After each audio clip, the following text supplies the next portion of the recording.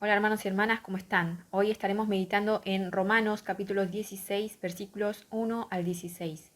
Estamos en el último capítulo de la epístola a los Romanos y a partir del capítulo 12 Pablo habla sobre cómo el Evangelio unifica a la iglesia.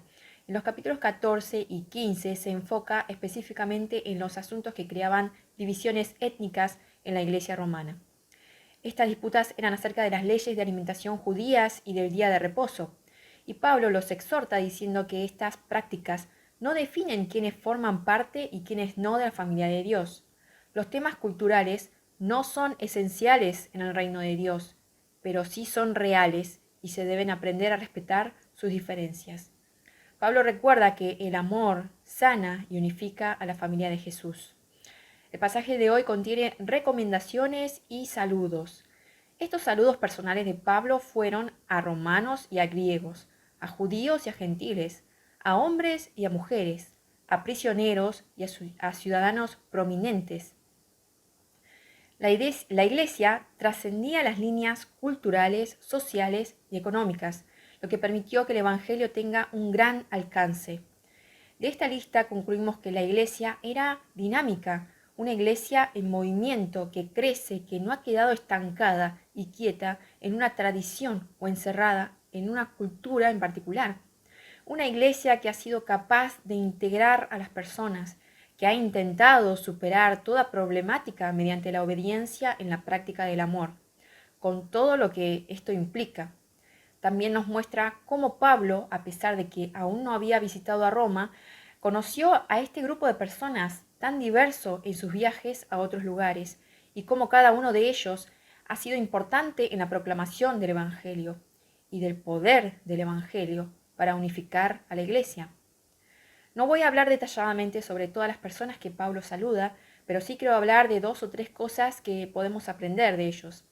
El capítulo comienza con la recomendación de Febe, una diáconos y colaboradora de la iglesia en Cencrea, una ciudad ubicada cerca de Corinto. La palabra griega usada aquí a menudo se traduce como sierva. Al parecer era adinerada y ayudaba en el cuidado de los miembros más pobres y débiles de la iglesia, y parece que ayudaba en el sostenimiento del ministerio de Pablo. En el versículo 2, Pablo la llama prostatis. Algunas versiones traducen como protectora. La Reina Valera actualizada y otras versiones parafrasean esta expresión diciendo ella ha ayudado a muchos. Febe nos muestra que las mujeres jugaban papeles importantes en la iglesia primitiva.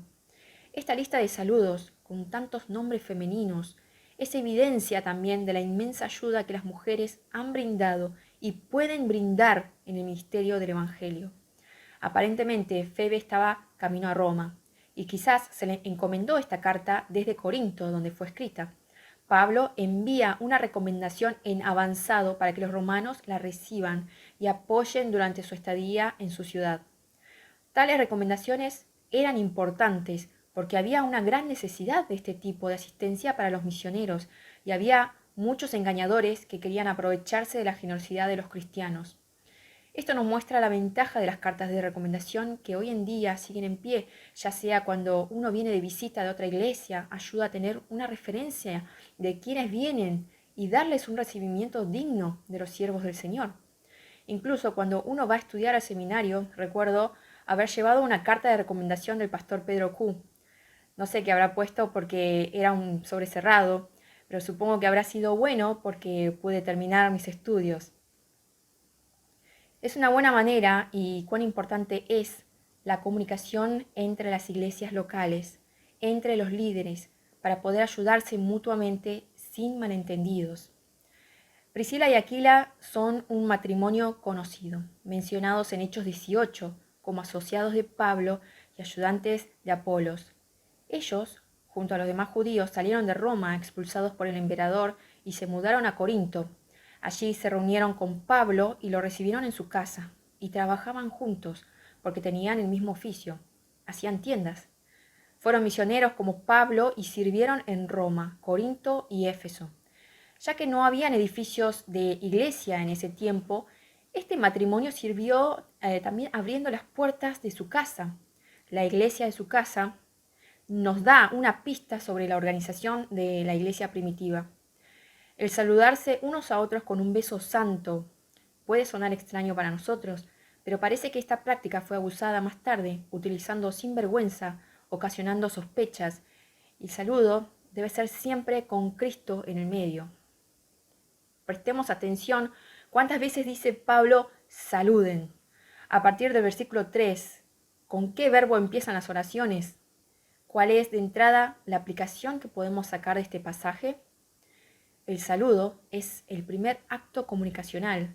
Es hacer notar mi presencia, pero también la del otro. Es el primer paso para una relación. Queremos superar las barreras culturales, queremos ir a misionar desde La Quiaca hasta Ushuaia, pero nos cuesta saludar al hermano o a la hermana en el asiento de al lado. Qué diferente sería la iglesia si todos nos saludáramos. Creo que estaríamos dando un gran paso hacia la iglesia que nuestro Señor Jesucristo desea. Por eso, hermanos y hermanas en Cristo, les mando un gran saludo a todos y todas. El Señor les bendiga y derrame de su gracia, de su amor en toda la iglesia de Jesucristo para que seamos una iglesia conforme a su corazón. Que terminen bien la semana.